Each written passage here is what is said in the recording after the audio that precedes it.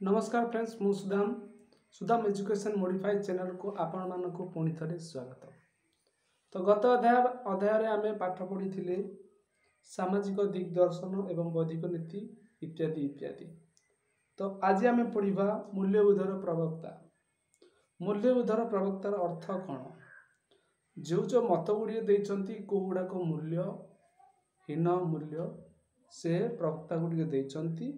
आज से विषय आलोचना करिबा। तो एठी आसिला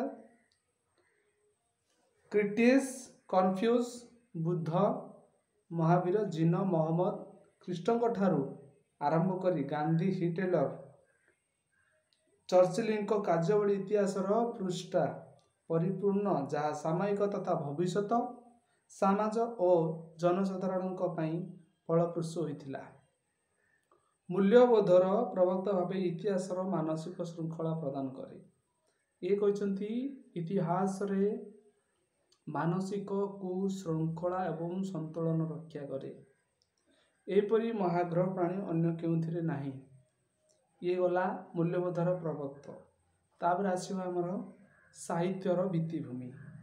इतिहास और साहित्य ए दीटा ओतप्रोत भाव जड़ित।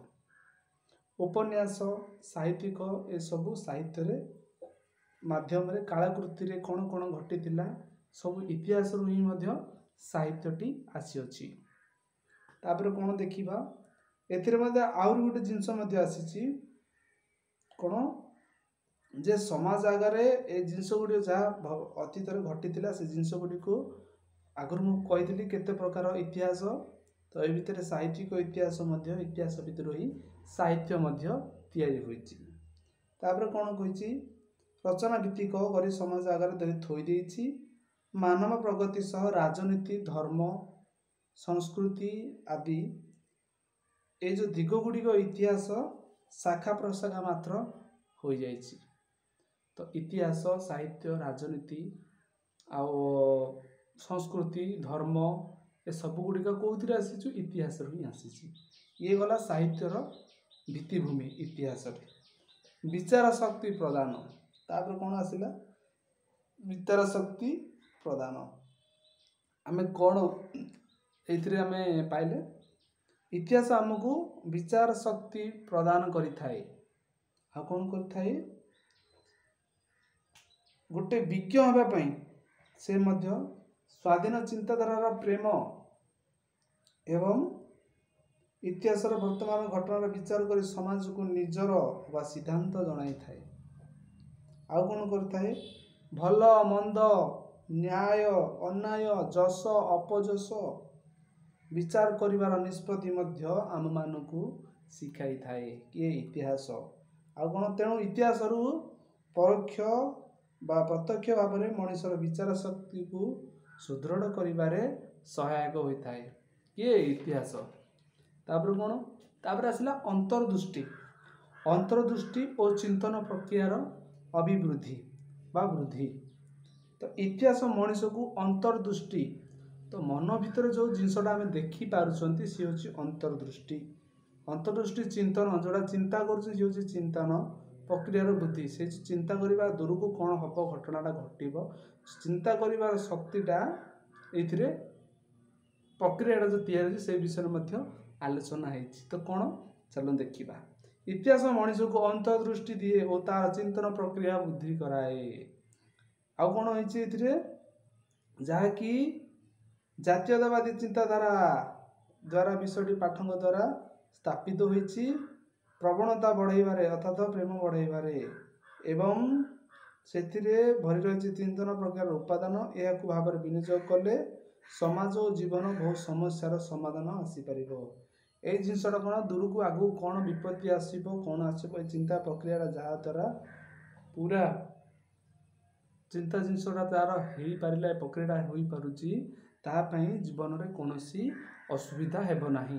ये गला अंतर्दृष्टि और चिंतन प्रक्रियार अभिवृद्धि। पिला माने ए जो जिनस गुड़े जो लेखा रही ये डेस्क्राइब कर लेखाई किसी ये नुह। तो ये जिनसटा पढ़ो आ बारंबार पढ़ा सत्वे सब जिनस मन रही कहीं एत जिन पचारि पारनि। तुम एति जस्ट मुझे जमी पॉइंट कौच यहाँ धर आराम से हो। कौन आसला ଜାତୀୟତାବୋଧର ପ୍ରବର୍ତ୍ତାବହ।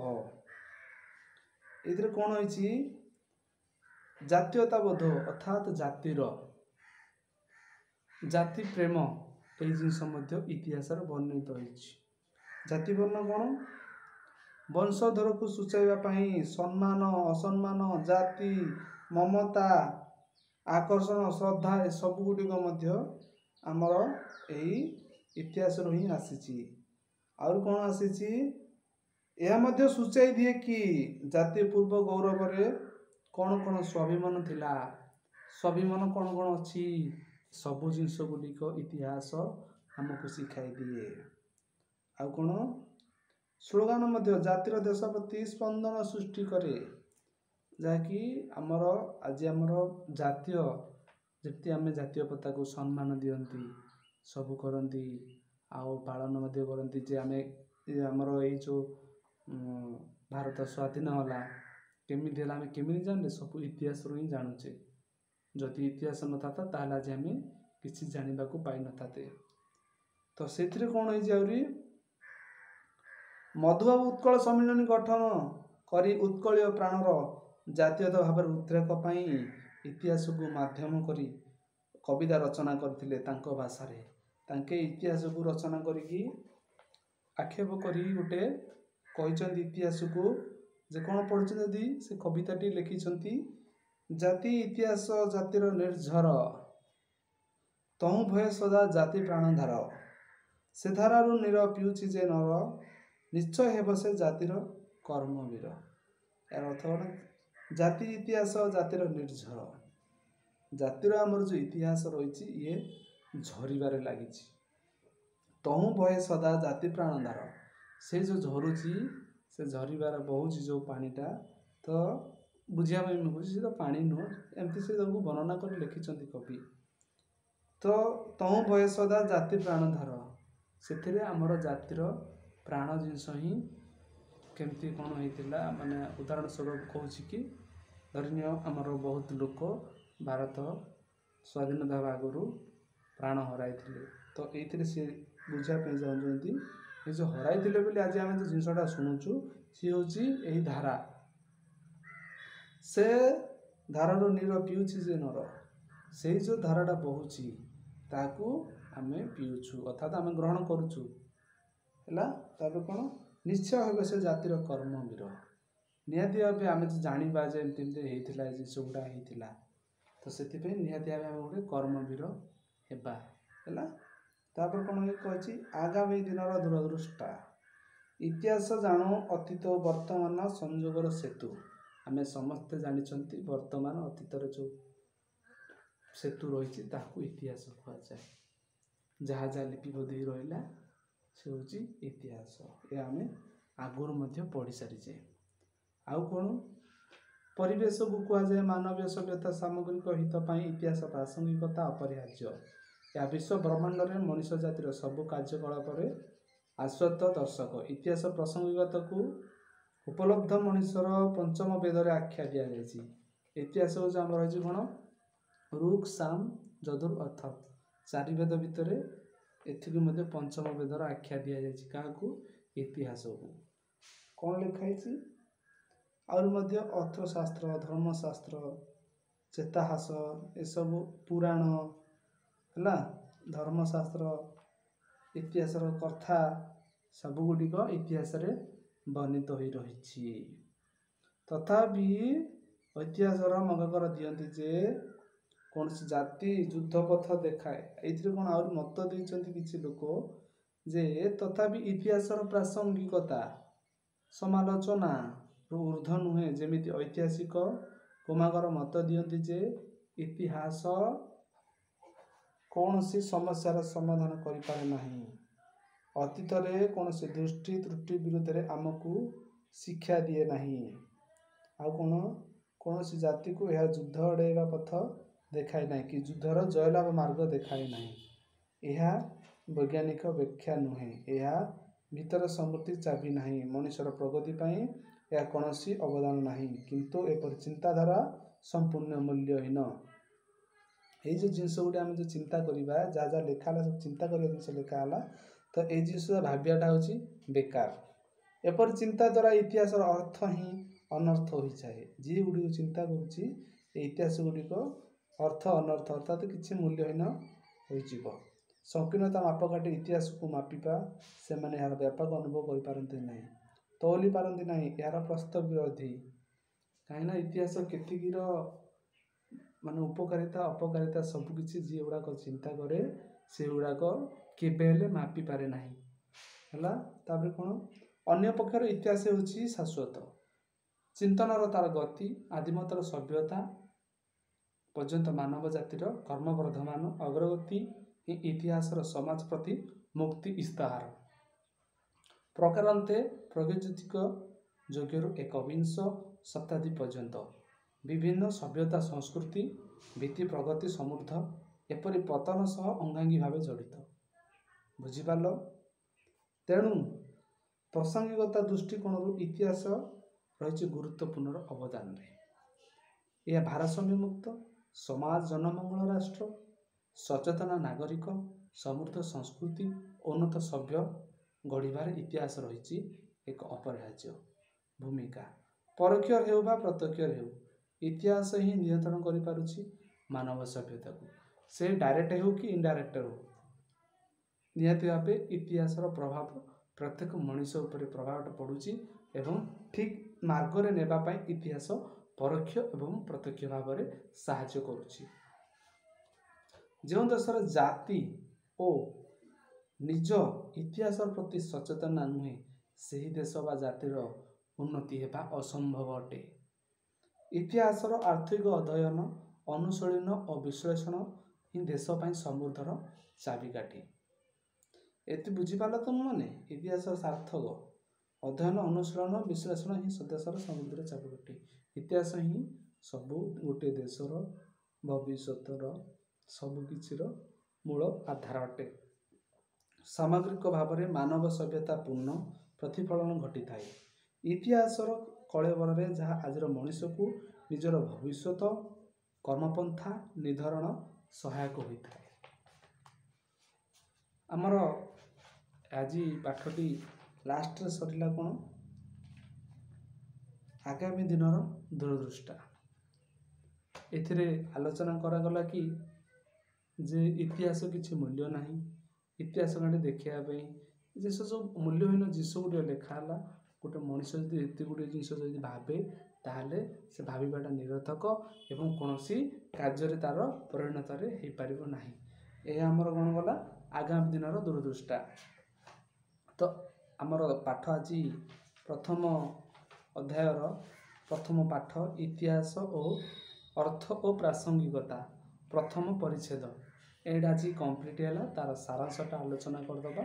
परवर्ती समय रे द्वितीय पाठ को आमे चली जिबा। तो मानव परिवर्तन इतिहास सेठारु आगामी अध्याय रे आलोचना करिबा। किंतु ध्यान रखिबे सांग माने ए जो वीडियो गुटी को दिया जाउची पढ़ा जाउची आपन को टिके ध्यान देबे। आरंभ रु प्रथम वीडियो रे सब किछि वीडियो आसी जिवो एवं आरंभ रु शेष पर्यंत सबु पाठर आपण मानक बुझेबा मोर दायित्व। आउ बुझेबी मध्य जदि न बुझी पारछु ताले कमेंट आसी पारे कमेंट मध्य करि पारिबो। तो आबे एबे आमे आलोचना करदबा तार सारांशटा कोन। इतिहास शब्दटीर परिधि अत्यंत व्यापक। आदि मानव सभ्यता ठारू आधुनिक मानव सभ्यता पर्यंत मनुष्य जातिर सबु कर्मकांड इतिहास परिसर गच्छित। तेणु प्रकांतरे कहबाक गले मनुष्यर सभ्यता और संस्कृति वर्तमान धारा रे इतिहास रे बस्य वस्तु। एथिरे कोन इतिहासर शब्द परिधि अधिक अधिक कोन खेड़े जाइछि। आ कोन मानव जीवन को सभ्यता सब जिनस शिखेबारे ये मुख्य भूमिका ग्रहण करिछि। कहबाक गले मनुष्य सभ्यता और संस्कृति मध्य ए धारा ही इतिहास ही सबकि विषय वस्तु रे परिणत हो सारी। तापर आ कोन आसिला इतिहासर अच्छी बहुबोध संज्ञा किछि सकारात्मक तो किछि नकारात्मक।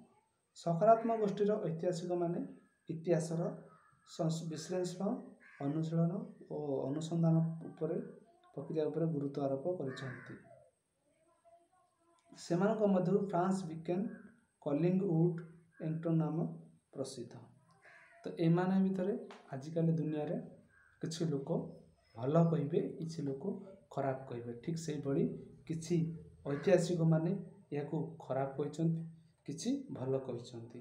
ଆଉ ସେମାନଙ୍କ ଭିତରେ କିଏମାନେ ଭଲ କହିଛନ୍ତି?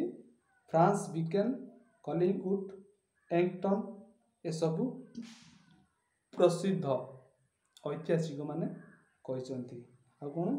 ନକାରାତ୍ମକ ଗୋଷ୍ଠୀ ଇତିହାସକୁ ଏକ ସଂକୀର୍ଣ୍ଣ ଦୃଷ୍ଟିକୋଣରୁ ଲକ୍ଷ୍ୟ କରି ଏହା ପରେ ତଥା ବ୍ୟାପ୍ତିକୁ ସୀମିତ କରିଛନ୍ତି। ଇର୍ସନ୍ ଭେଲ୍ଟର ଏହି ଗୋଷ୍ଠୀର ଅନ୍ତର୍ଭୁକ୍ତ। ଇଏ କ'ଣ କହିଛନ୍ତି? ନକାରାତ୍ମକ ଏଇ ଜିନିଷଟା ଖରାପ ବୋଲି ଯେଉଁ କହିଛନ୍ତି ଯେଉଁ ଐତିହାସିକ ମାନେ, ସେମାନଙ୍କର ଠିକ୍ ଭାବରେ ଆମର ଇତିହାସଟାକୁ ସେମାନେ ମାପି ପାରିନାହାନ୍ତି। ସେଥିପାଇଁ ଆଜି ଆମକୁ ଇତିହାସକୁ ସେମାନେ ଏଇସବୁ ମତ ଦେଇଛନ୍ତି। ଇର୍ସନ୍ ଭେଲ୍ଟୟାର ଏ ଦୁଇ ଗୋଷ୍ଠୀ ଏହାକୁ ମତ ଦେଇଛନ୍ତି। ତାପରେ କ'ଣ? ବାସ୍ତବରେ ଦେଖିବାକୁ ଗଲେ ଇତିହାସର ଅତୀତ ଓ ଭବିଷ୍ୟତ ମଧ୍ୟରେ ସଂଯୋଗର ସେତୁ ହିଁ ଏହା ଭବିଷ୍ୟତ ଆଡ଼କୁ ପ୍ରଧାବିତ। ପ୍ରଥମ ମାନବ ସଭ୍ୟତା ପ୍ରଗତିର ଅଧ୍ୟୟନ ହିଁ ଇତିହାସର ଲକ୍ଷ୍ୟ। ଏଥିରେ କ'ଣ? ଯେଉଁ ସେତୁଟା ବର୍ତ୍ତମାନ ଭବିଷ୍ୟତକୁ ନେଇ ଯେଉଁ ସେତୁଟା ଗଠନ ହୋଇଛି ସେ ହେଉଛି ଇତିହାସ।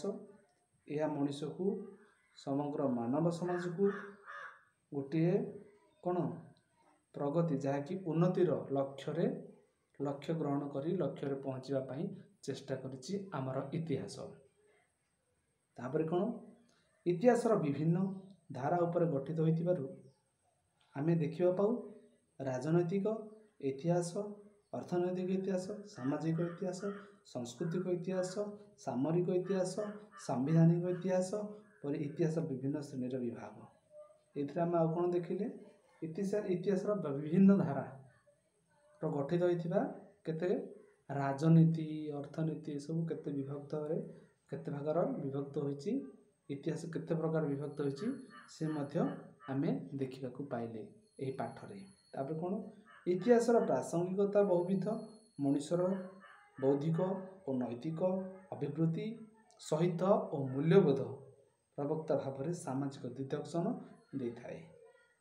ମଣିଷକୁ ବିଚାର ଶକ୍ତି ପ୍ରଦାନ କରିବାରେ ଏବଂ ଇତିହାସର ଅନ୍ତର୍ଦୃଷ୍ଟି ଚିନ୍ତନ ପ୍ରକ୍ରିୟା ବୃଦ୍ଧି କରିବାରେ ପୁନଃ ସାହିତ୍ୟ ଭୂମିକାକୁ ଏହା ଜାତୀୟବାଦର ବାତାବରଣ ଭାବେ ପ୍ରକଟିତ ହୁଏ। ଏହି ସବୁ ଜିନିଷ ଆମ ମଣିଷ ଓ ସମାଜକୁ ଇତିହାସର ଅନ୍ତର୍ଦୃଷ୍ଟି କ'ଣ ଆମକୁ ଭିତ୍ତିଭୂମି ନେଇକରି ଜାତୀୟତାର ବାର୍ତ୍ତା ଆରୋପ ମଧ୍ୟ ଶିଖେଇ ଦେଇଛି। ତାପରେ କ'ଣ ଆଉ କ'ଣ ଦେଇଛି? ବିଭିନ୍ନ ପ୍ରକାର ସମାଲୋଚନା ବା ପ୍ରଶଂସା ସତ୍ତ୍ୱେ ଇତିହାସ ହେଉଛି ଶାଶ୍ୱତ, ଭାରସାମ୍ୟ ଓ ସମାଜ ମଙ୍ଗଳ, ରାଷ୍ଟ୍ର ତଥା ଉନ୍ନତି, ସଭ୍ୟତା ଓ ସଂସ୍କୃତି ଗଢ଼ିବାରେ ଇତିହାସର ରହିଛି ସକ୍ରିୟ ଭୂମିକା। ତେଣୁ ଇତିହାସ ପଠନ ଏକାନ୍ତ ଭାବେ ଅପରିହାର୍ଯ୍ୟ। କାହିଁକି ନା ଇତିହାସ ପଢ଼ିବା ଆମକୁ ନିହାତି ଆବଶ୍ୟକ। ଏହିସବୁ ଇତିହାସ ପଢ଼ିବା ଦ୍ୱାରା ଏସବୁ ଶୁଭଚିନ୍ତନ, ସମାଜକୁ ଅଗ୍ରଗତି ଏବଂ ଦେଶର ଭବିଷ୍ୟତ, ନାଗରିକତାର ମୂଲ୍ୟବୋଧ ସବୁକିଛି ଆମେ ଇତିହାସରୁ ହିଁ ପାଇବା। ଇତିହାସରେ ନକାରାତ୍ମକ ହେଉ କି ସକାରାତ୍ମକ ହେଉ ସେଥିରେ ଆମେ ଦୃଷ୍ଟି ଦେବା ଅନୁଚିତ। ଆମର ଇତିହାସରେ କ'ଣ କ'ଣ ଘଟିଥିଲା, ପୂର୍ବ ପିଢ଼ିମାନେ କ'ଣ କ'ଣ କରିଥିଲେ, ଆମେ କ'ଣ କରିବା, ଏହା ସବୁ ଇତିହାସରେ ସବୁକିଛି ବର୍ଣ୍ଣିତ ହୋଇଛି। ତ ଏହି ଇତିହାସକୁ ନେଇ ଆମେ ଯଦି ଠିକ୍ ଭାବରେ କାର୍ଯ୍ୟକଳାପ କରି କାର୍ଯ୍ୟ କରିବା ତାହେଲେ ସଠିକ୍ ଦିଗ୍ଦର୍ଶନରେ ପହଞ୍ଚିବା, ସଫଳତା ନିହାତି ପାଇବା। ଆଜିର ଏହି ଭିଡ଼ିଓଟିରେ ଆମର ଏହି ଅଧ୍ୟାୟଟି ଶେଷ ହୋଇସାରିଛି। ତ ପରବର୍ତ୍ତୀ ସମୟରେ ଆମେ ଆଉ ଗୋଟିଏ ପାଠ ଆଲୋଚନା କରିବା, ସେ ହେଉଛି ମାନବ ବିବର୍ତ୍ତନର ଇତିହାସ।